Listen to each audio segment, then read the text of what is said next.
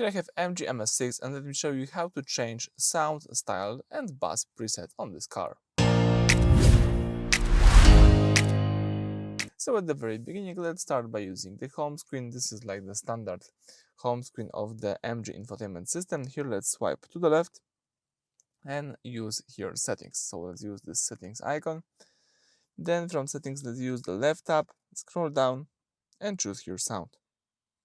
So under the sound, you need to go to the bottom of the list and here we've got EQ. So this is equalizer. Let's just tap it.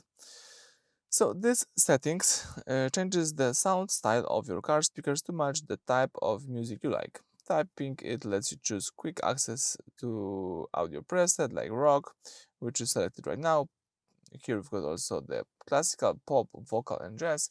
We can also tap custom and customize our own presets, so you can decide which of them you would like to use. You can also tap off and just use them equally. Alright, if you would like to quit it, let's use this X button. And that's it. Thank you for watching. Please subscribe to our channel and leave a thumbs up.